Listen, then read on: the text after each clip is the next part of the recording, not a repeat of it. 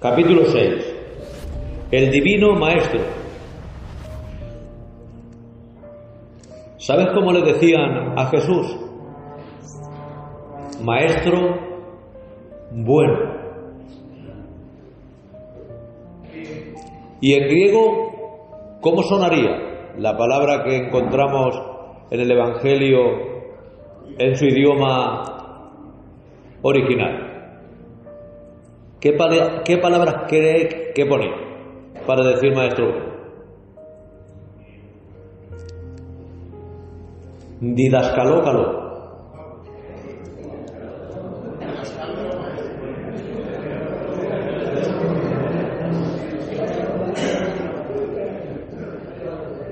Sí. Didascalia es lo que tiene que ver con la enseñanza, y un maestro era un didascalo. Y bueno, como es calor, pues kalos en griego es bueno. Didascaló, calor. Suena bien, ¿verdad?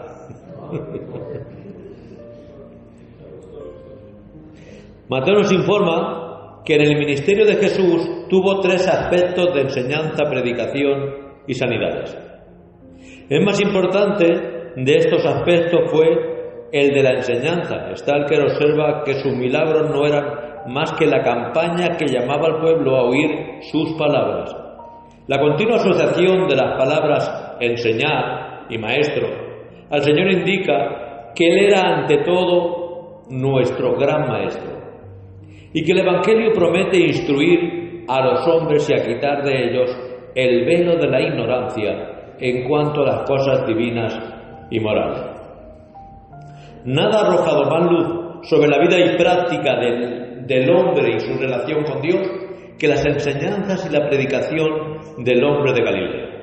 En sus discursos Jesús pronunciaba palabras tan sublimes, de tan profundo significado y tan llenas de autoridad propia, que sus oyentes quedaban asombrados de su doctrina. Mateo 7:28, uno de ellos exclamó: jamás hombre alguno ha hablado como este hombre.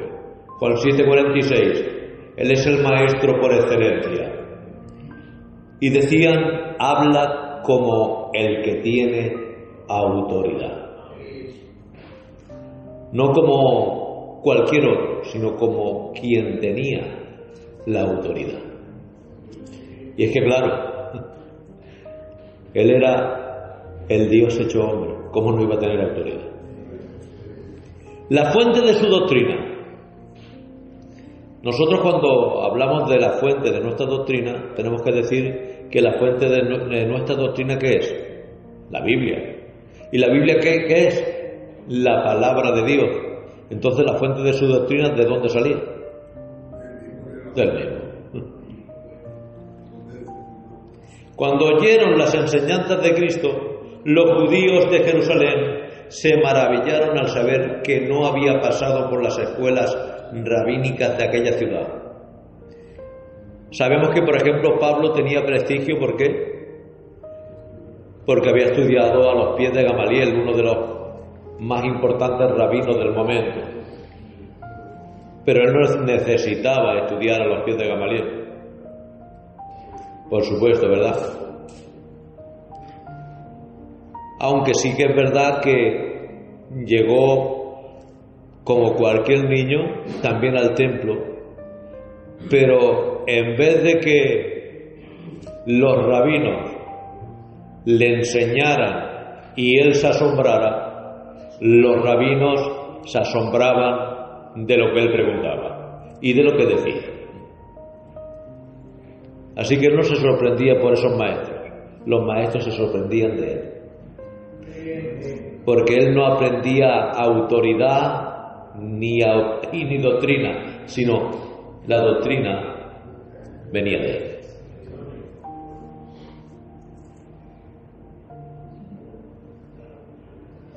Cuando oyeron las enseñanzas de Cristo, los judíos de Jerusalén se maravillaron al saber que no había pasado por las escuelas rabínicas de aquella ciudad. Entonces le preguntaron: ¿cómo sabe estas letras, sabiduría rabínica, sin haber estudiado?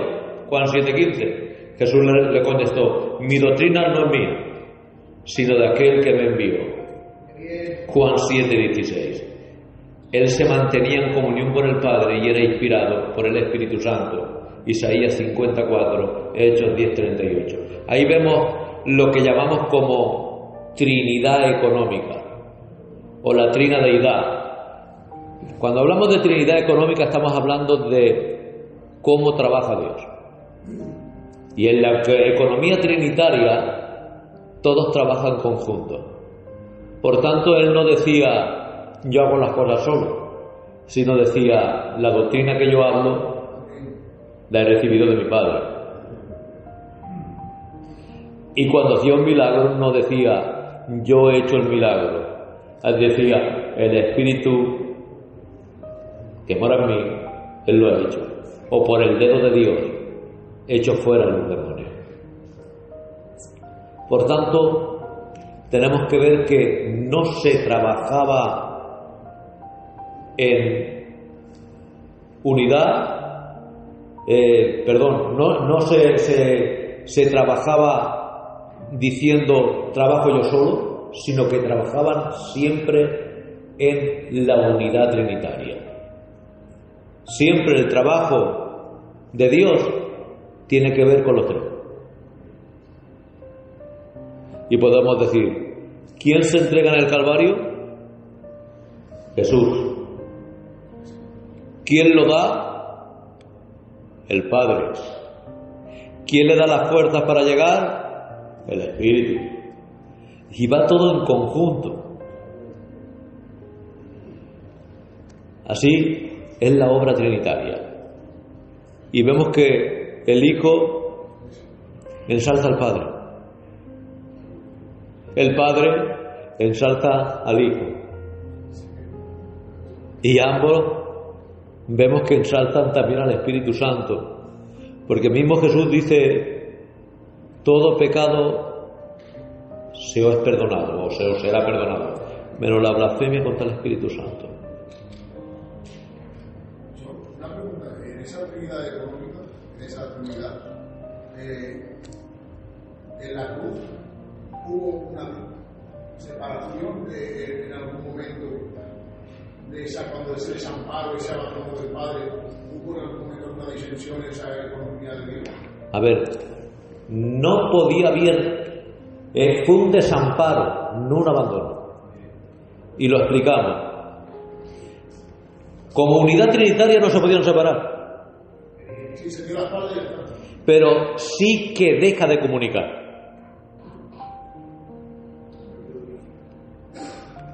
El Padre, el Espíritu, estaban allí y estaban unidos a Él, pero no hacían nada. Y no hacía nada no porque no quisiera, sino era por amor, a ti y a mí, porque estaba pagando nuestra culpa. Y como Él es un Dios honorable, tenía que hacer las cosas bien. Y ahí sufrió la sed del maldito. Sí, esa sed que el rico sintió cuando estaba en el lugar de tormento. Por un momento allá en el Calvario sintió eso. Para que tú y yo jamás volvamos a tener sed. Sintió el desamparo del Padre. La muerte segunda, ¿qué es? La separación de Dios. Pues sintió el desamparo del Padre. Más doloroso que el desamparo que el abandono. Mucho más doloroso. Yo a veces siempre pongo un ejemplo que me vais a entender perfectamente. Imaginad por un momento que yo estoy con Domingo y vienen y empiezan a golpear. Y yo tengo miedo y me voy corriendo. Eso sería abandono. Y diría, vaya hombre, qué buen maestro tengo. Me están pegando, se ha ido corriendo. Pero hay otra cosa que es más dolorosa aún. Y es el desamparo, no el abandono. Eso es abandono, me he ido. Pero imaginaros que lo están golpeando y yo me cruzo de brazos delante de él y ni digo ni hago nada.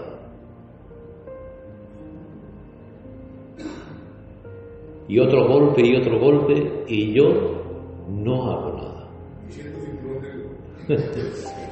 Y sabiendo que el que no hace nada es el Todopoderoso. Eso es lo que estaba sucediendo. Por eso ahí Jesús no puede pronunciar la palabra Padre y pronuncia la palabra Elí, Dios, como cualquier humano. Elí, Elí, lama sabactani. Dios mío, ¿para qué? No por qué. ¿Para qué me has desamparado, no abandonado? Y como lo dice en griego, es más profundo aún. Istir enkata leipo. ¿Para qué me has dejado atado y encerrado?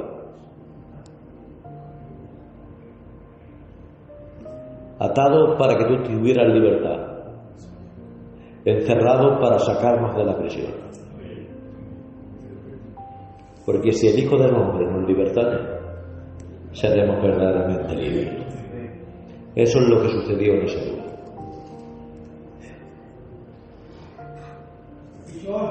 ¿Para qué me has encerrado de abandonado? ¿Ha dicho usted? Pues es encerrado para que tú tengas libertad. Claro que sí.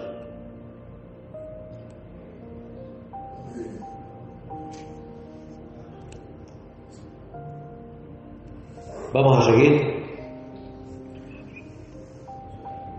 En el examen de la doctrina del Gran Maestro revela que su mente estaba impregnada en la escritura del Antiguo Testamento. No obstante, y en contraste con los fariseos y escribas, aquellos doctores interpretaban de manera incorrecta las escrituras inspiradas, prestando más atención a las tradiciones de los ancianos que a la palabra de Dios. Citaban las interpretaciones de los grandes rabinos y a menudo sus tradiciones invalidaban los principios fundamentales de la ley. El Señor Jesucristo no vacilaba en afirmar su propia autoridad contradiciendo tales tradiciones. Por eso repitió muchas veces las palabras: oísteis que fue dicho, pero yo digo. Porque lo que estaban oyendo no era lo que Dios había dicho. Y vemos algo importante. No decía: oíste que fue dicho, pero la palabra dice, pero yo digo. Porque Él es el verbo, Él es la palabra. Enseñaba las Escrituras no como un comentarista, sino como su propio autor. Porque yo puedo interpretar las Escrituras como eso, como un comentarista, y comentar como estamos haciendo ahora. Pero Él no. Él era el autor. Desechando las glosas, la tradición, las desviaciones, las falsas interpretaciones, hacia reducir la verdadera intención y el espíritu de la ley de Dios. No es de extrañar que su doctrina se caracterice por tan refrescante y llena de poder. Su método de enseñanza. Como buen maestro, el Señor empleaba aquellas formas de lenguaje, expresiones, que le comunicaban mejor la verdad a sus contemporáneos. También sabía variar sus métodos según el tema, la ocasión y la capacidad y preparación de los oyentes, pasando por toda la gama de posibilidades de expresión verbal, desde la máxima sencillez de las ilustraciones caseras hasta la sutileza dialéctica de las discusiones en el templo e incluso la majestuosa resonancia del estilo apocalíptico. ¿Qué quiere decir? Era un Dios, o es un Dios, mejor dicho, que es capaz de hablar con el más importante de los rabinos y sobresalir sobre él, y que digan quién es este, aunque solo tenía 12 años, pero también es tan humilde que es capaz de hablar de doctrina con una mujer que había tenido 5 maridos, y el que vivía ahora con ella no lo era. Y decía, ¿de dónde se tiene que adorar? ¿En Jerezín o en Jerusalén? Y decía, ni en Jerezín ni en Jerusalén, en espíritu y en verdad. Pero ¿cómo? A ver, ¿cómo el Dios Todopoderoso es capaz de hablar con una mujer de esa condición y ponerse a tratar con ella? Sencillamente porque Dios es amor. Por eso. Nosotros muchas veces, según quién es, nos ponemos a tratar de una manera u otra. Te digo que no hagas eso, porque si nuestro Señor, que es nuestro Maestro, no obraba así, nosotros tenemos que hablar con el más importante de la misma manera que con un niño. De la misma manera. Y con las mismas ganas, con la misma eficacia, con la misma calidad. No midamos calidades según qué persona. Demos la calidad de Dios en todo momento. Os digo algo. Una vez me llamaron a una iglesia que estaba recién levantada y me encuentro 8 o 10 mujeres y un joven. Y digo, ¿ahora qué predico yo? Si yo no sé predicar si no son enseñanzas. Digo, bueno, tú sabrás. Traje una enseñanza como siempre y de las que traigo yo. Y cuando me bajo del púlpito, venían a darme la mano las hermanas y me decían, así sí, hombre, así es que se entiende.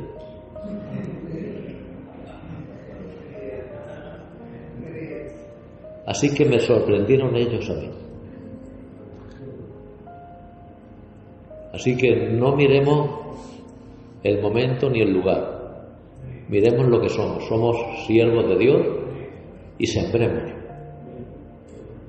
Que Él es el que hace la obra.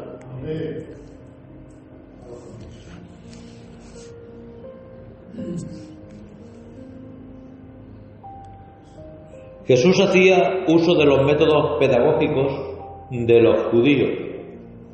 Aunque se destacan las enseñanzas del Señor por su gran originalidad, su método era enteramente nuevo, presentaba su pensamiento en forma judaica y empleaba a veces las técnicas pedagógicas usadas por los rabinos más famosos de aquella época, aunque las empleara con mayor efectividad que ellos. A menudo Jesús expresaba sus pensamientos con las formas de la poesía hebrea. Gran parte del Sermón del Monte es poesía, aunque no nos parezca que tenga esa forma. La poesía semítica no depende de la rima en los versos, sino de la correspondencia de pensamiento entre sus miembros, y esto es el ritmo lógico que se llama paralelismo. Nótese que el paralelismo en las ideas de los versos que contiene Mateo 7:5, no deis lo santo a los perros, ni echéis vuestras perlas delante de los cerdos. No deis lo santo a los perros, ni echéis vuestras perlas a los cerdos. ¿Y qué estaba diciendo el Señor con esas frases? Para los judíos, los perros, ¿quién eran? Los gentiles. ¿Qué estaba diciendo el Señor? ¿Que no demos lo santo a los gentiles? No, estaba diciendo otra cosa. Que no demos lo santo a los que son inmundos. No hablando de raza ni color. No demos lo santo a los que son inmundos. Porque la palabra de Dios se tiene que dar para aquellos que quieren oír, para aquellos que por lo menos paran atención. Pero tú no vas a ir a predicar a gente que está viviendo en la inmundicia y se goza en ese lugar. y dar las perlas a los cerdos. Eso es más fuerte. ¿Y de qué está hablando cuando dice que no demos nuestras perlas a los cerdos? ¿Cómo se produce una perla? ¿Cómo? Cuando hay una herida en una ostra, empieza a segregar nácar y la envuelve ¿para qué? Para evitar el dolor. Entonces, ¿qué produce las perlas? El dolor. Que nuestro dolor, nuestra aflicción, no se lo demos a los cerdos. Nuestro dolor lo presentemos delante de Dios. Esas son las perlas. A causa, dice un texto muy hermoso, que se nos ha permitido o se nos ha dado, se nos ha regalado, el que es fuerte, dice, pero que padezcamos por causa de Cristo. Y dice, vaya, qué premio, ¿no? Padecer por causa de Cristo. Está hablando de nuestro testimonio, de todo lo que nos ha costado. ¿Cómo lo vamos a dar ahora en cualquier momento? A lo inmundo, a los perros y a los cerdos. Cuidado con quién vamos, con quién nos juntamos. No que te juntes para predicar en la palabra y traértelo al culto, sino con aquellos que hacen el mal y cuando nos acercamos a ellos nos perjudican porque nos quieren arrastrar. O perdemos el norte en ese momento. Tenemos que tener mucho cuidado. ¿Sabes por qué Eva pecó? Porque estaba en un lugar que no le era permitido, cerca del árbol de la ciencia del bien y del mal, y encima entabló conversación con alguien que no tenía que hablar, porque así como la palabra de Dios produce fe, la palabra de Satanás produce duda. Así que cuando alguien te diga algo y te haga dudar de Dios, sepas que el que está hablando por esa persona es Satanás. Vamos a tener mucho cuidado.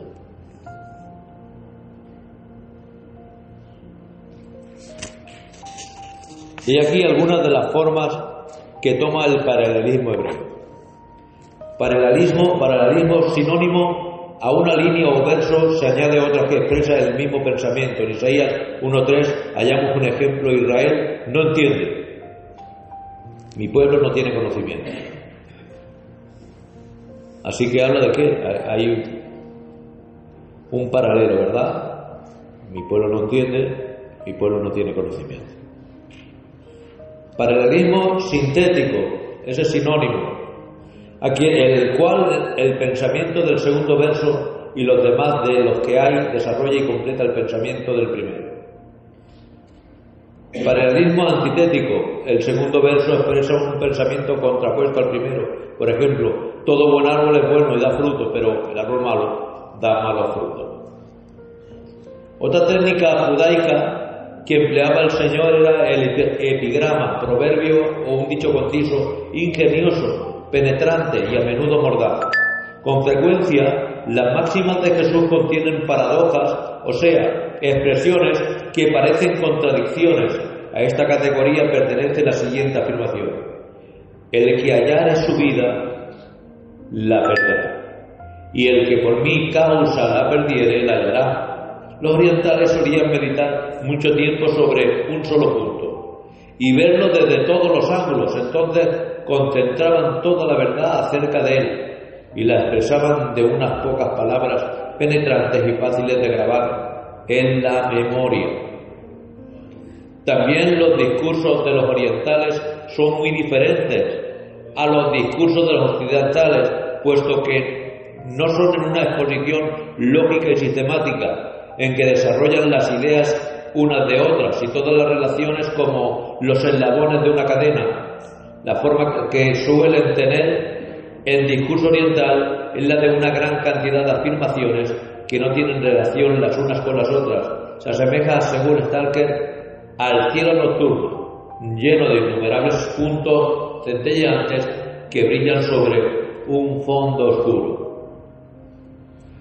Y dice que Jesús empleaba un estilo gráfico y vivido.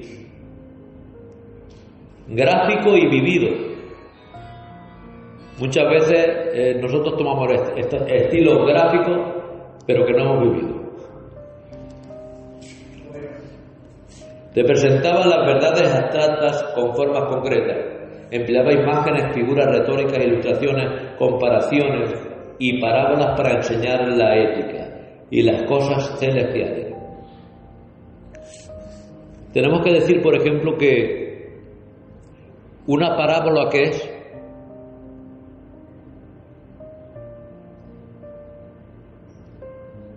Es un símil extendido. ¿Qué es un símil? Es una comparación. Pues una comparación extendida, eso es una parábola.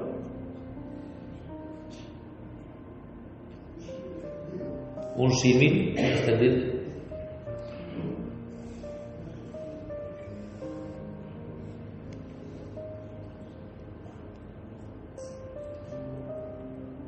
En cambio, cuando se habla de una metáfora,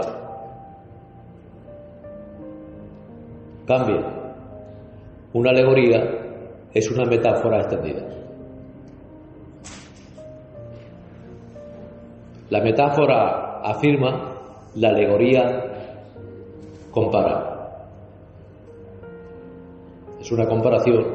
Por ejemplo, ¿qué sería un símil?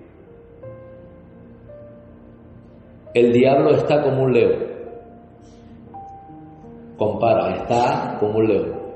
Pero la metáfora no dice Jesús es como un león, dice Jesús es el león. Y una metáfora extendida sería una alegoría. Mi padre es la vid verdadera, o no, yo soy la vid verdadera, mi padre es el labrador, vosotros sois los pámpanos, pero no dice parecéis pámpanos, sois, es decir, afirma. Esa es la diferencia. Ilustraciones, comparaciones y parábolas para enseñar la ética, las cosas celestiales, así como los oyentes entendían su pensamiento y lo grababan en su mente. Por ejemplo, no dijo que el materialismo es un estorbo para la vida espiritual, sino que ninguno puede servir a dos señores. No podéis servir a Dios y a las riquezas. En vez de referirse a Herodes como un hombre astuto, lo llama aquella zorra. En sus enseñanzas abundan ejemplos tomados de la vida familiar, de las costumbres religiosas y de las maravillas de la naturaleza como las aves. Se dice aquella zorra que estaba comparando o afirmando. Afirmando, no comparaba. Porque lo dice, está dando por hecho también. Claro.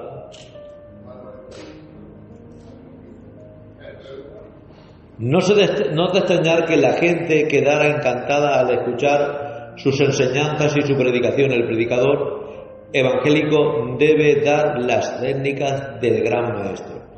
Jesús se expresaba de una forma muy vivida. Hacía uso de hipérboles. ¿Qué es una hipérbole? Es una exageración. Eso es muy gitano. Somos muy exagerados. Por eso a veces los no gitanos no entienden al Señor, porque tenía también técnicas parecidas a nosotros. Cuando dice, qué difícil es que un rico entre al reino de los cielos, es más fácil que entre un camello por el ojo de una aguja que un rico entre en el reino de los cielos. Y ahora empiezan a decir que un camello se arrodillaba y entraba por una puerta, pero qué tontería está diciendo. Está diciendo una exageración y ya está. Para enseñar que es difícil que un rico entre en el reino de los cielos, y lo pone hasta lo máximo. Es simplemente una hipérbole, es una exageración. Pero ahí están los tontos de turno que dan explicaciones y te ponen una puerta y te la dibujan y todo y te ponen una figura, pero es que resulta que esa puerta no aparece en Jerusalén hasta el siglo VIII, o sea que faltaban 800 años para que esa puerta apareciera. Por eso digo yo, pues mira, van 8 siglos atrasados. Tenemos que entender que la palabra tiene retórica y en este caso tiene una simple hipérbole.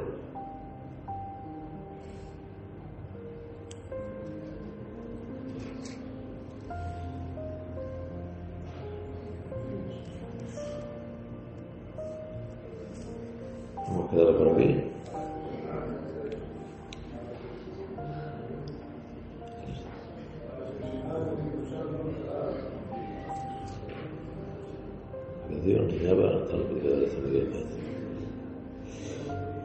Aquí dice, Jesús expresaba de una forma muy vivida, hacía uso de hipérboles y exageraciones, aquí lo tenemos, exageraciones, para impresionar al espíritu y aumentar la fuerza de una verdad, así como señaló la hipocresía de los fariseos, guías ciegos que coláis el mosquito y tragáis el camello. Ole, entonces también se tragaban un camello, ¿no? Claro, la misma técnica de la aguja, pero no, se tragaban el camello entero, porque dice que colaban el mosquito y se tragaban el camello. Y no dice una chuleta, no, dice el camello entero.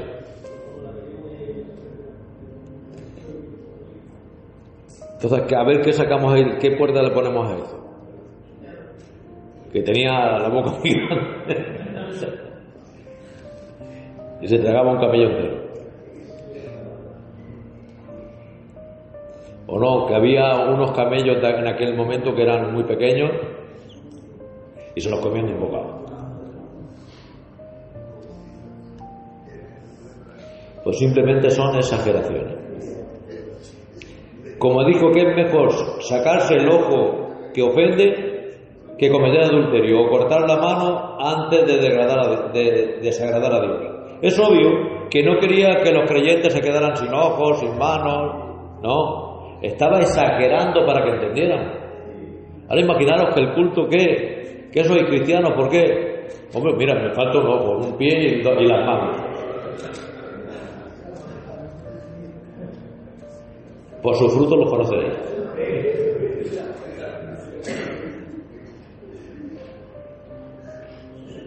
Vemos simplemente que eran exageraciones.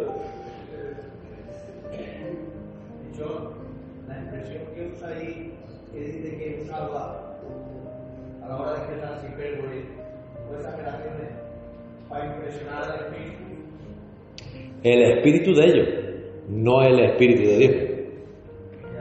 Está hablando para impresionar el espíritu de ellos. Del espíritu, claro. Era una manera de llegar a ellos.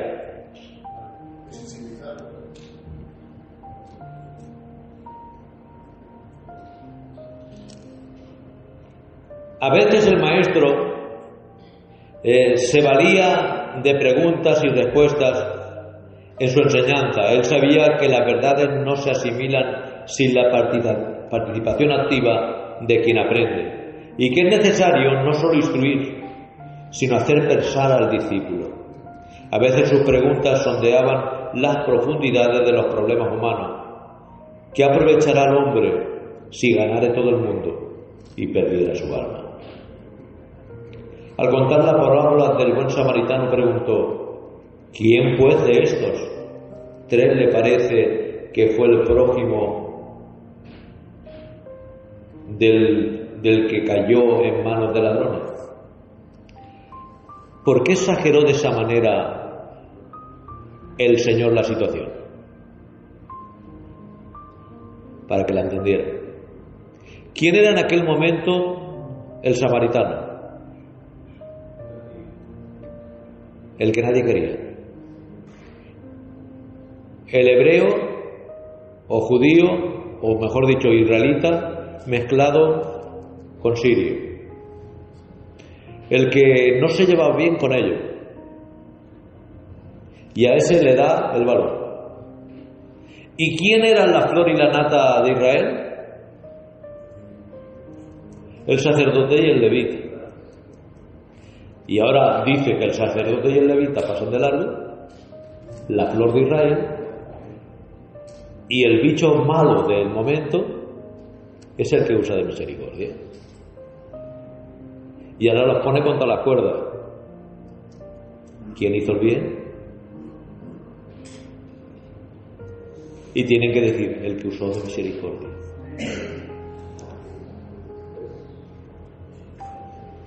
Era la forma de llegar a ellos. Que no era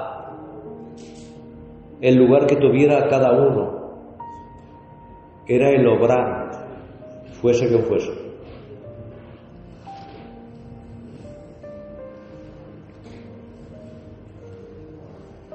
Al menos en una ocasión contestó a una pregunta capciosa de las adversidades, haciéndose otra pregunta que le obligó a callar.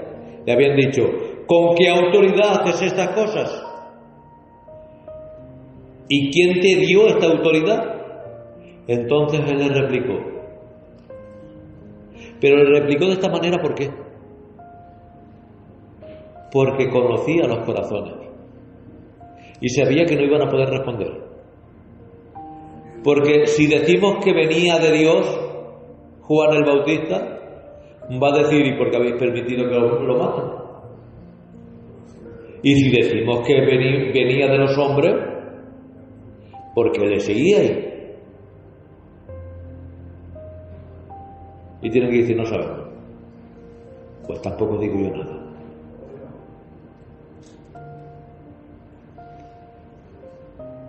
¿Del cielo o de los hombres? Merritt Dennett señala una característica común a las preguntas que Jesús colocaba siempre a sus oyentes ante alguna alternativa, especialmente en aquellas preguntas que referían a él mismo. Por ejemplo, ¿quién dicen los hombres que soy? ¿Y vosotros quién decís que yo soy? ¿Quién dice la gente que soy? Elías, Jeremías, algunos de los profetas.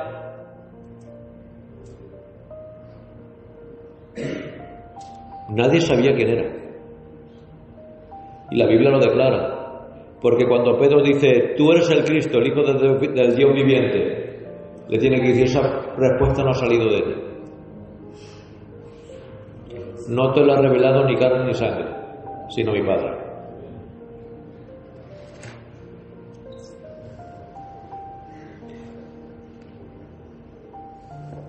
Pero ¿por qué decían que parecía Elías, Jeremías o alguno de los profetas?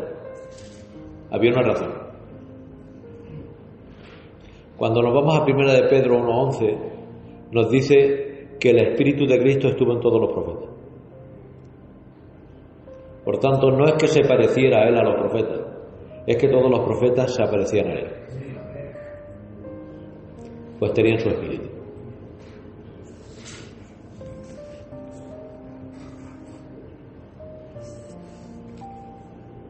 Muchas veces Jesús hacía uso de lecciones o lecciones objetivas.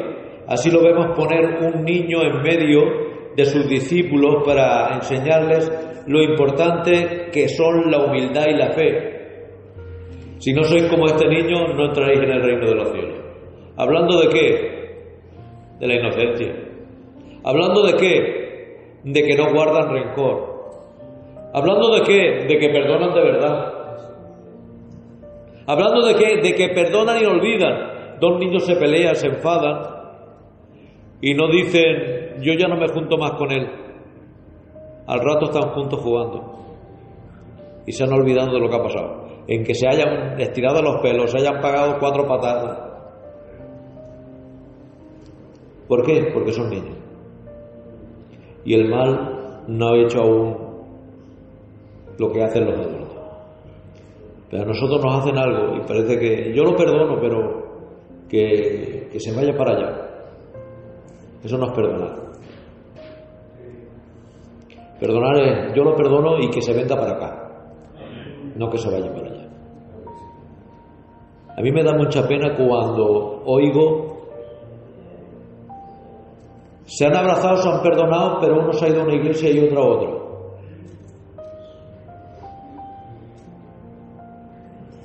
¿Digo una fuerte? ¿La digo? Están condenando a los dos.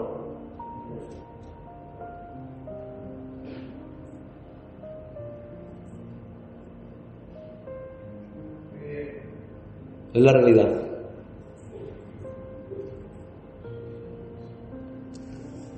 Porque si no perdonamos, Dios no nos perdona.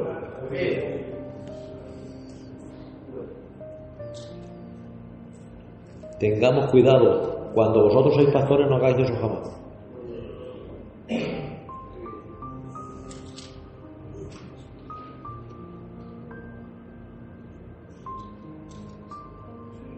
Porque si uno no perdona, ¿para qué tiene que venir al culto? Más vale que no venga ninguno al culto, ni a este ni a aquel. ¿No queréis perdonar? Pues no vengáis al culto más, si queréis, quedaros en vuestras casas.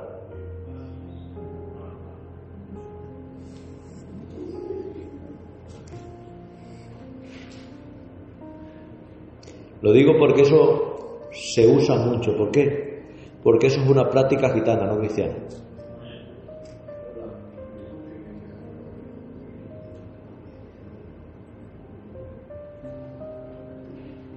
Claro. Cuando uno hace un mal, lo tiraban del pueblo. Nosotros lo tiramos de la iglesia.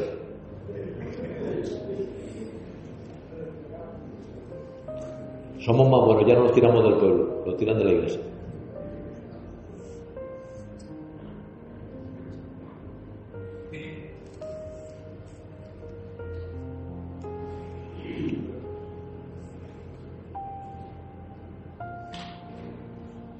Muchas veces Jesús habla de lecciones objetivas, así vemos cómo poner un niño en medio de sus discípulos para enseñarles lo importante que son la humildad y la fe. Señalar la ofrenda de una pobre viuda para indicar el verdadero espíritu de la generosidad. Porque dice que no es que echó mucho, es que echó todo lo que tenía. Todo lo que tenía. Otros echaban tanto que tocaban trompeta, diciendo, válgame Dios. Ha echado 50 denarios, 100 denarios. Y este había echado una blanca. ¿Sabes lo que era una blanca? Era muy poquito. Pero no dice que echó una blanca, echó 2 blancas. Es un cuadrante. Un cuadrante de as. Imagínate que un cuadrante de A es la cuarta parte de un as. Y un denario tiene en aquel tiempo 10 ases. Así que es, si tú ahora cuentas 10 ases por 4, es la 40 parte de un denario. Eso era 2 blancas. Y si la cuenta una blanca era un denario, 80 partes, cortar un denario en 80 partes. Mira si era poco, ¿verdad? Pues echó más que nadie. Porque echó todo lo que tenía. Así que Dios no mira la cantidad, mira la calidad.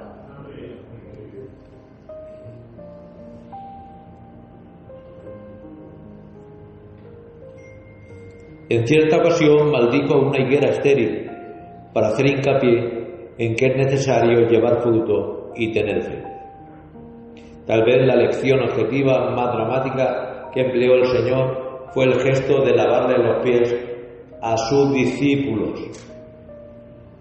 Era un gesto de humildad, era el último día, y no quería que lo recordaran como el gran rabino como el gran maestro que echaba fuera demonios, que levantaba muertos. No, quería que lo recordaran como aquel que tenía la humildad de lavar los pies.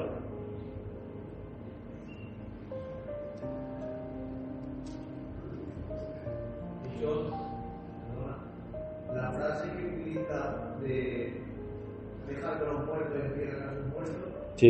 ¿ahí está usando una exageración? No, ahí estaba usando una tradición. ¿Por qué? Te la explico. Dejar que los muertos entierren a sus muertos es porque un hombre no se podía ir de casa hasta no enterrar a su padre. ¿Vale? Entonces, ¿qué pasa? Le estaba diciendo, tengo a mi padre aún en casa, es mayor, pero en cuanto muera, yo me voy contigo, te lo prometo. Quiero ser tu discípulo, pero aún estoy atado porque no puedo dejar a mi padre. Y es por eso que le dice, deja que los muertos entierren a sus muertos. Cuando dice, deja que los muertos, A esos muertos estaba diciendo, si tú tienes vida, porque te doy vida, deja que los muertos, los que no tienen vida, entierren a los muertos. Porque los vivos son los que tienen a Dios y los que no tienen a Dios están muertos. Claro. Deja a los que están muertos espiritualmente que tienen a los muertos. Deja que las tradiciones se queden ahí.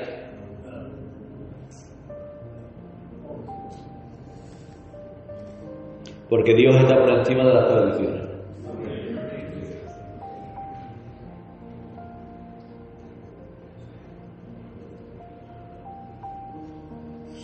El Divino Maestro empleaba argumentos certeros para demostrar sus afirmaciones. Lo de la higuera ya dijimos lo que era, ¿verdad? ¿Os acordáis?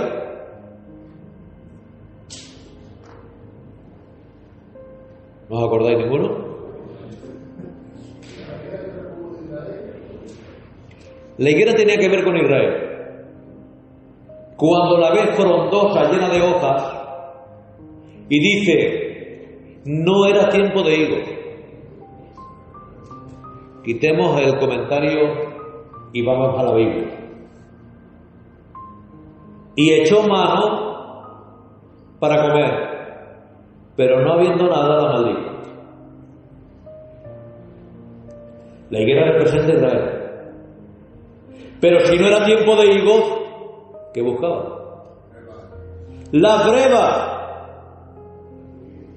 que son un fruto anterior a los higos.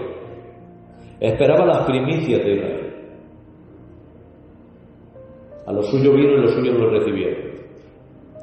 Y la maldice. Y maldiciendo Israel, se hacía él maldito. Le dice a Abraham, maldito los que te maldigan y bendito los que te bendigan. Le dice a Jacob, maldito los que te maldigan, bendito los que te bendigan. Y ahora maldiciendo a Israel, símbolo de la higuera, se estaba echando la maldición sobre sí, anunciando lo que iba a pasar con él. Maldito el que muere en el madero. Se estaba haciendo maldito para que nosotros fuésemos benditos.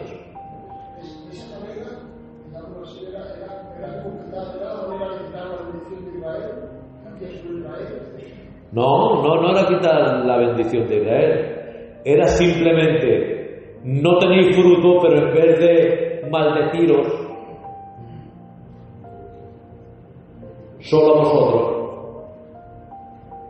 porque os maldigo, me estoy maldiciendo a mí, porque yo voy a pagar vuestra culpa.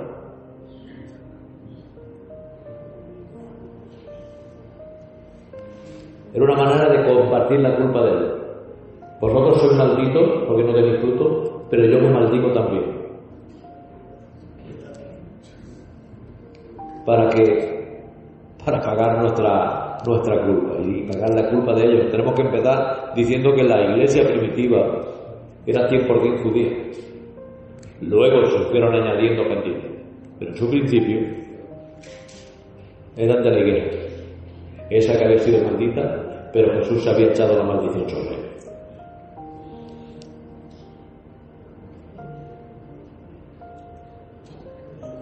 El divino maestro empleaba argumentos certeros para demostrar sus afirmaciones. No basaba los argumentos en premisas abstractas o suposiciones como hacían los filósofos griegos, ni solamente en la lógica humana. Casi siempre establecía la validez de los razonamientos sobre la palabra de Dios.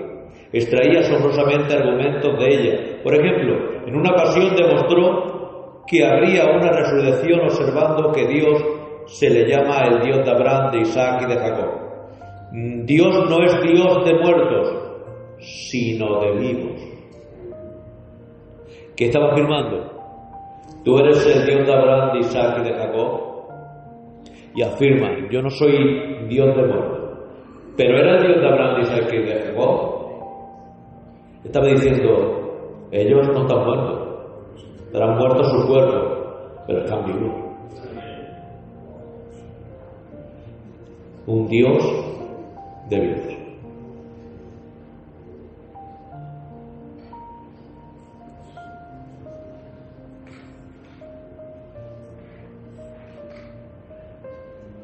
Dios no es Dios de muertos, sino de vivos.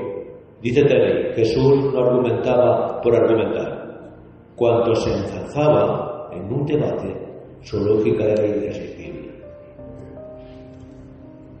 El contenido de la enseñanza de Jesús. Jesús no intentó desarrollar un sistema de teología, ni empleó una fraseología de tipo teológico, como han hecho los teólogos a lo largo de los siglos. Sin embargo, en sus enseñanzas se encuentran casi todas las grandes verdades doctrinales, puesto que una parte del contenido de este libro está dedicada a la exposición de su mensaje. Nos limitamos ahora a mencionar unas cuantas doctrinas de Jesús. Primera, el reino de Dios. El concepto de reino de Dios ocupa un lugar destacado en las enseñanzas de nuestro Señor. Jesús comenzó su ministerio predicando: el reino de Dios se ha acercado a quien, a vosotros. Mateo empleó la expresión el reino de los cielos, presentando la misma idea. Pero ¿por qué uno dice el reino de Dios y otro reino de los cielos? ¿Por qué? Mateo no decía el reino de Dios porque para ellos nombrar a Dios era un sacrilegio. No nombrarás el nombre de Dios en vano. Por tanto, diciendo reino de los cielos, estaban diciendo el reino de Dios, pero no nombraban a Dios. En cambio, pues otros evangelios que no iban dirigidos en la mayoría a los judíos, pues sí que pueden usar la palabra reino de Dios. Pero está hablando lo mismo. Reino de Dios, reino de los cielos, está hablando de lo mismo. Presentan la misma idea porque la escriba principalmente para los judíos, pues a estos les parecía demasiado sagrada la palabra de Dios para usarla con liviandad o con frecuencia. ¿Qué significa la expresión del reino de Dios? En el Antiguo Testamento los profetas hablaban muchas veces del reino futuro de Jehová, un reino mesiánico y universal de justicia, paz y prosperidad. Los judíos creían que Dios establecería un reino material y que reinaría sobre las naciones paganas a través del Mesías y de la nación judía. La noción del reino de Dios que se encuentra en los discursos de Jesucristo difiere mucho de la idea que prevalecía entre los judíos. ¿Por qué? Porque no decía que había venido el reino de Dios, sino que se había acercado. Porque el rey estaba entre nosotros. Pero decía, mi reino no es de este mundo. Un reino que llega con Jesús y el que viene a instituir. En cierto sentido, la persona de Jesús constituye en sí misma el reino de Dios entre los hombres. Lucas 17, 20, 21, todo reino necesita tener un rey, un dominio, unos súbditos. En Cristo Rey, el reino se convertía en una realidad presente, sin embargo, no es un reino político, territorial o temporal. Jesús afirma, mi reino no es de este mundo. Con todo, tampoco es un reino solamente moral y espiritual, abstracto y externamente ultraterrestre. Se está refiriendo a la soberanía de Dios en el corazón humano. Así expresa en el Padre Nuestro, venga tu reino, hágase tu voluntad, como en el cielo, así también en la tierra. Mateo 6:10. Donde quiera que haya hombres que hagan la voluntad de Dios, se encuentra el reino, o más bien, el reinado de Dios. ¿Quiénes son los súbditos del reino? Mateo 5 lo deja bien claro. Bienaventurados, ¿verdad?, los pobres de espíritu, los mansos, y toda esta serie de características de los hijos del reino.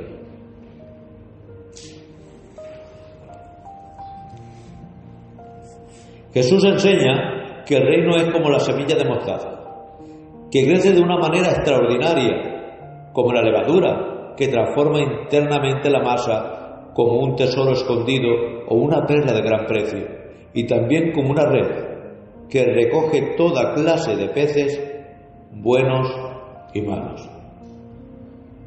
Y vemos que el Señor hablaba a cada grupo de una manera, porque había recolectores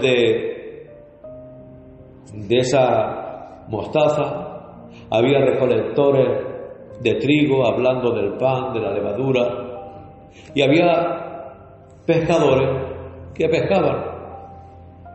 Entonces hablaba para todas las clases sociales.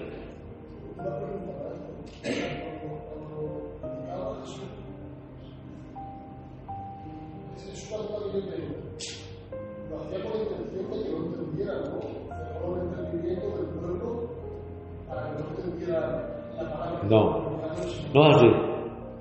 Los que venían a oír y tenían un corazón humilde y sencillo, hablaba tan fácilmente que lo entendía hasta el niño y el más torpe. Pero a aquellos que venían con vanagloria y que se querían grandes, no entendían nada porque el Señor cerraba su mente.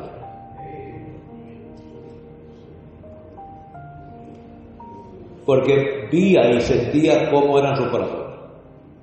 Sí. Una pregunta, maestro. Cuando se nos dice en Mateo 6:33, a buscar primeramente el reino de los cielos y su justicia, y todo lo demás os será por añadidura, ¿qué nos quiere decir ahí? Pues así de sencillo, que busquemos primero a Dios y que lo demás ya vendrá añadido. De eso está hablando. Está hablando él como el reino de los cielos, ¿no? Claro, que busquemos primero su reino, que busquemos, cuando buscamos su reino, ¿quién es? Él dice, el reino de Dios se ha acercado a vosotros. ¿Pero quién es el rey? Él. Pues cuando que busquemos su reino, no está hablando por buscar el cielo, está buscando por buscarlo a Él. Ahí tienes que ver una cosa, que el reino no es el cielo, ¿es dónde está Él? Cuando Él vino a la tierra, dice que el reino vino con Él. Por tanto, ¿dónde es el reino? ¿Dónde está Él?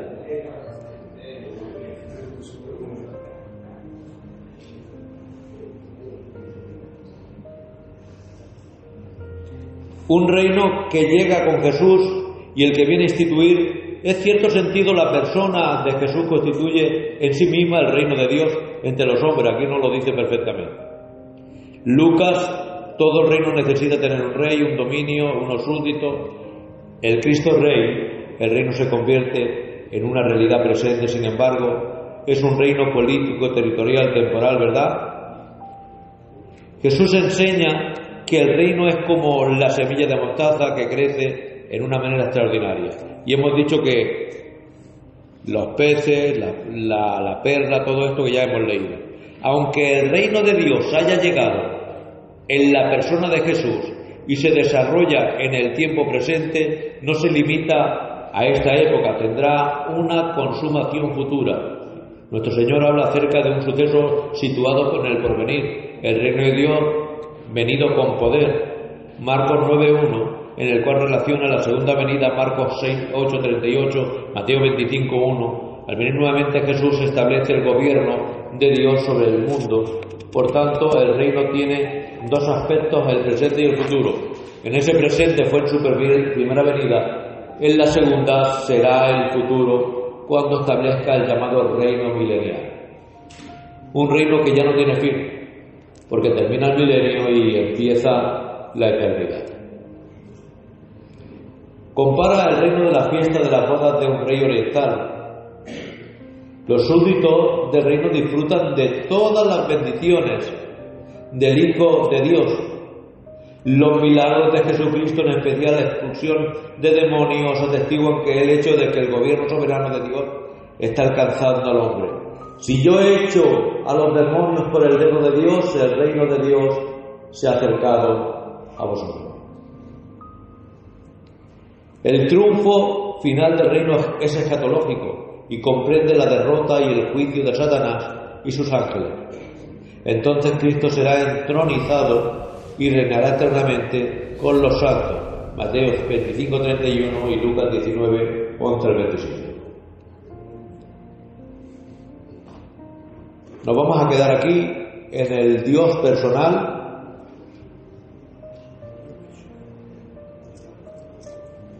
¿O terminamos la página? Lo que queráis. Pues terminamos la página.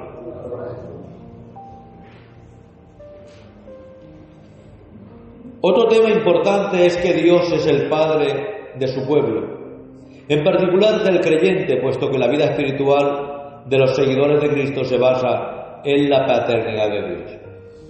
Tuvo que llamarles mucho la atención cuando el Señor les dice, cuando le pregunta ¿cómo tenemos que orar? Enséñanos a orar. Y Él dice, cuando oréis, orad así, Padre nuestro. Ellos decían que no se podía nombrar el nombre de Dios. Nadie era capaz de llamarle a Dios Padre. Pero ahora el Señor les dice que cuando oren diciendo Padre nuestro. Como mucho ellos decían que eran hijos de alguien. Somos hijos de Abraham. Somos hijos de Jacob.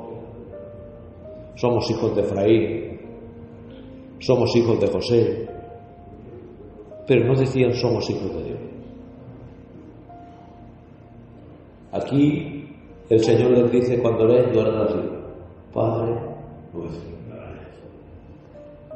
Y dejamos ya las tonterías del nombre, porque a ver, ¿quién le llama a su padre por su nombre? Yo nunca le he dicho a mi padre José Antonio.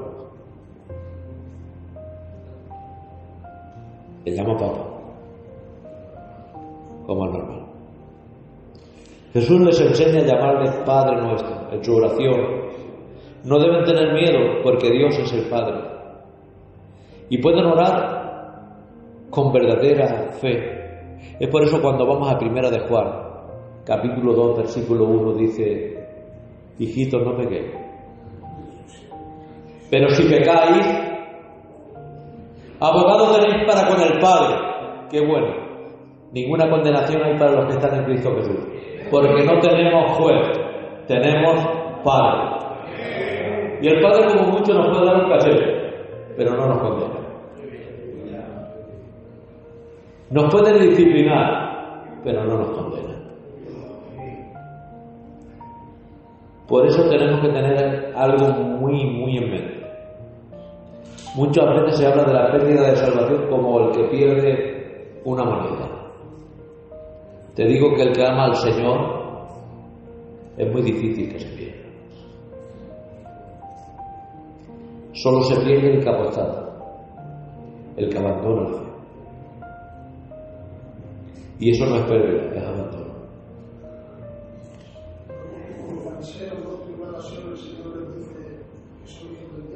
Claro, porque las obras de él hacían, es decir, no hacían obras de Dios, hacían obras del diablo.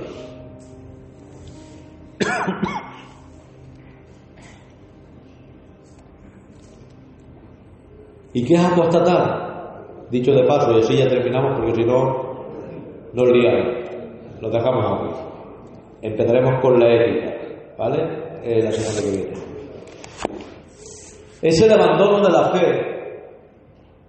Es por ello que no creemos en una pérdida de salvación como un yo-yo. Que ahora sí, ahora no, ahora sí, ahora no. Te digo algo, el que pierde la salvación la ha perdido para siempre. Y hay gente, queridos hermanos, que está débil, que está apartada y está medio muerto, pero aún tiene vida de Dios. ¿Has visto personas que están por ahí y que estuvieron con nosotros y ahora te puedes hablar con él del Señor? Se quebrantan, se rompen.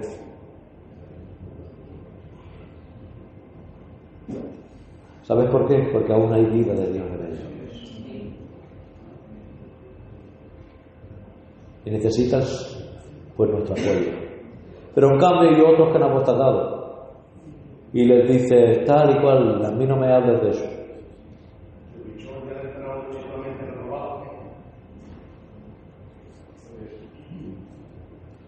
Esos son el problema. El pecado imperdonable, ¿sabes cuál es? La incredulidad.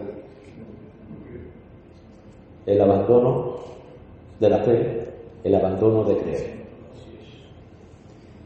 De tal manera fue Dios al mundo, que ha dado a su Hijo diciendo, para que todo aquel que cree. Pero los que no creen,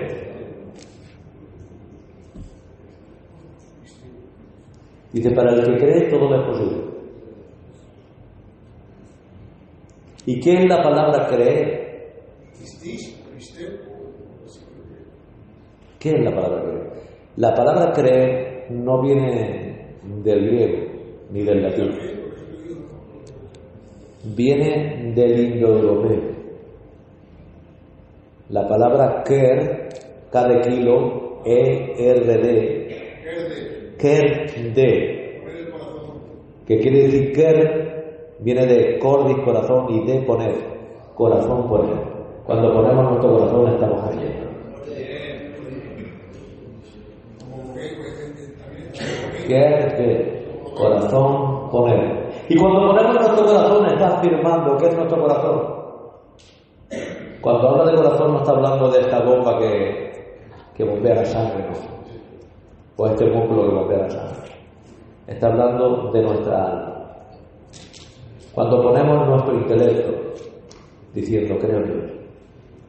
Cuando ponemos nuestro sentimiento y digo amo a Dios. Y cuando ponemos nuestra voluntad y digo, sigo a Dios, entonces creo. Creo porque sigo, creo porque amo y creo porque creo. Eso es creer. Bueno, Juan, ¿quieres decir algo por aquí?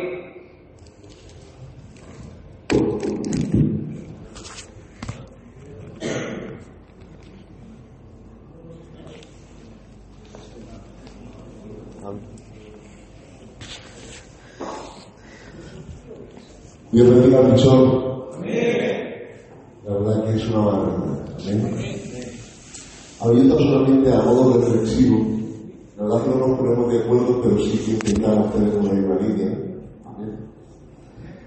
Y estando ahí, pues he tenido poco tiempo para, de alguna manera, mirar lo primero que él había leído. Dice, Mateo informa que el ministerio de Jesús tuvo tres aspectos: enseñanza, predicación y sanidad. Y está un poquito examinando de la diferencia y las similitudes que tiene entre la enseñanza, la predicación y la sanidad. He llegado a la siguiente conclusión. ¿Vale? Mira, cuando hablamos de enseñanza, de alguna manera podríamos decir que es como explicar una verdad o formación. Por lo tanto, por medio de la enseñanza, aunque también la predicación, pero lo que intenta es iluminar. Es decir, para que veáis que a lo largo de vuestro ministerio, aunque muchas veces prestamos especialmente atención en lo que es la predicación, yo os animo a que cuando el día de mañana estéis pastoreando la iglesia, que enseñéis. Porque vemos como el ministerio de Jesús está enfocado con la enseñanza. Luego, si hablamos acerca de la predicación, es anunciar con autoridad, es llamar. Es decir, nuestra predicación debe tener, de alguna manera, el objetivo principal es llamar al arrepentimiento. Así como para la enseñanza es instruir, porque yo de la predicación es llamar al arrepentimiento. Es decir, ¿A qué nos ha llamado Dios? Si nos predicaran las almas para llevarlas al arrepentimiento, ¿no?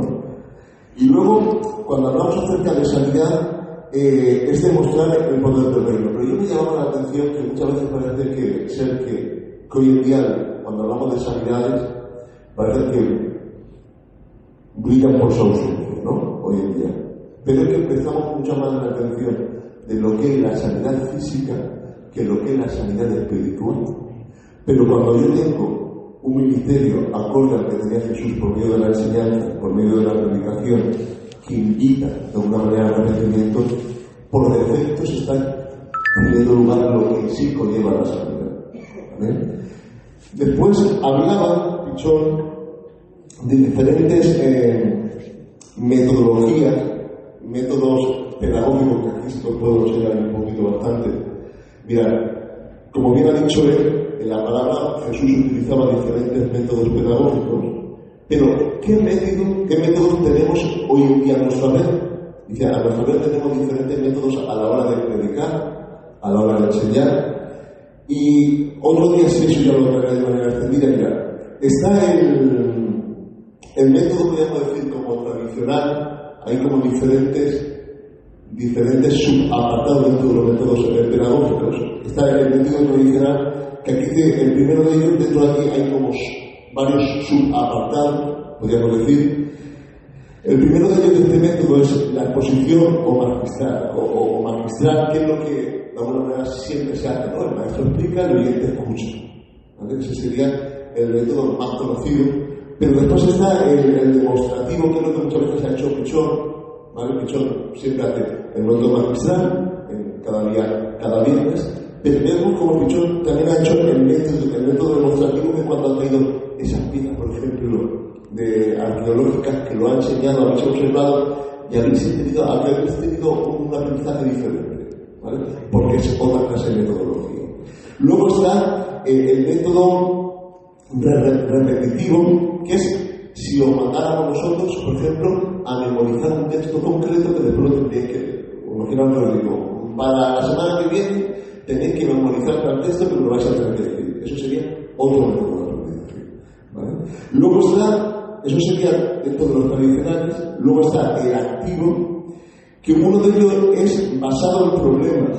Es decir, se muestra un problema real y el estudiante tiene que investigar. Imaginaros que yo os cuento aquí un caso real, eso se da mucho en psicología, en el que entre psicólogos se hablan casos reales y el psicólogo tiene que investigar para ver qué recursos utilizar. Por lo tanto, esto sería otra clase de enseñanza, en el que aquí explicáramos un caso real y fuerais vosotros el que tuvierais que investigar ese caso. Eso yo lo he hecho aquí en la iglesia con los jóvenes hace unos meses ya atrás, que he dicho que algún día hacer, ¿no?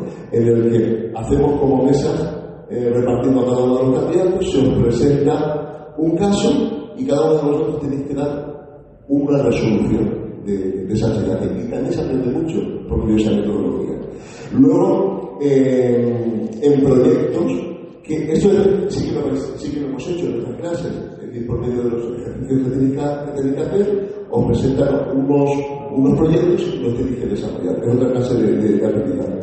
Luego, aprendizaje colaborativos, que es trabajar en equipo, que es lo que se dice con los jóvenes aquí en Lidia.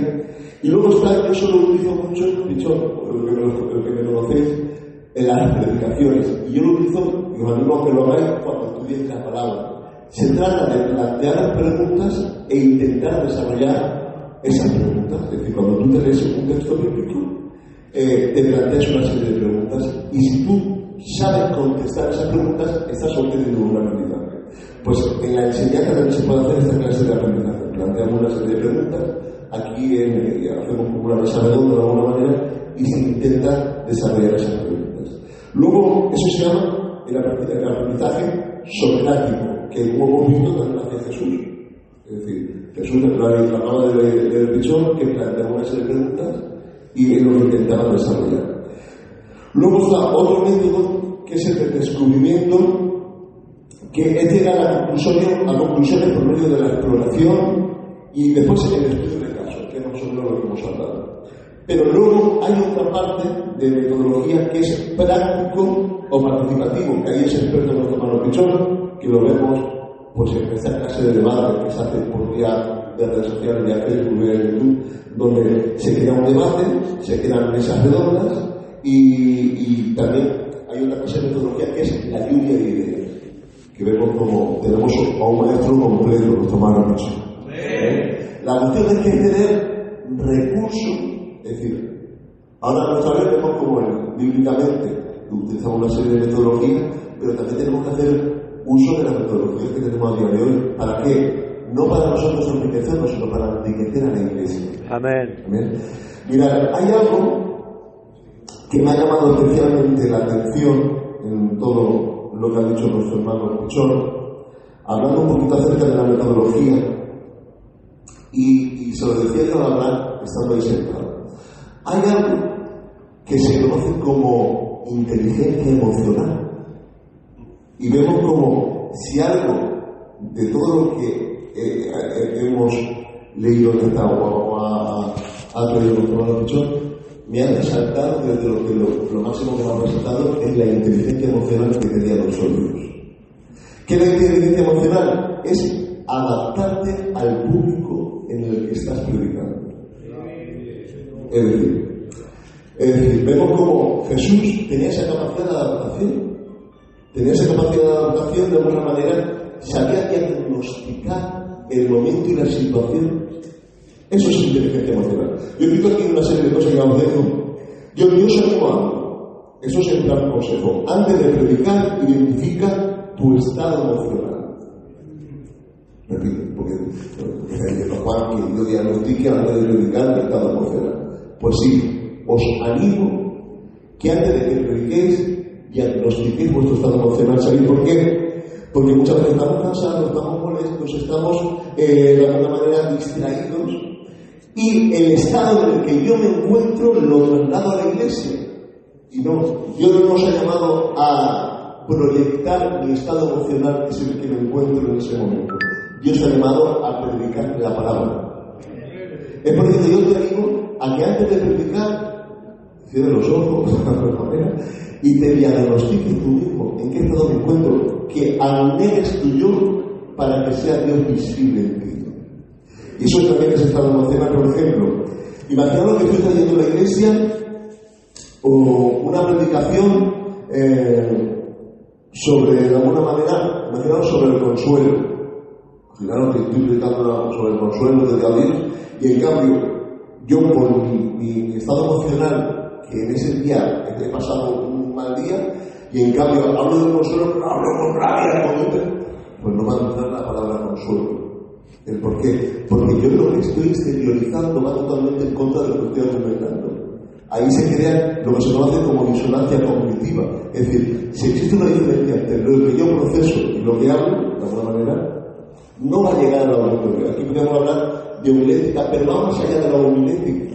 Va sobre lo que tú estás transmitiendo a la iglesia. ¿De acuerdo?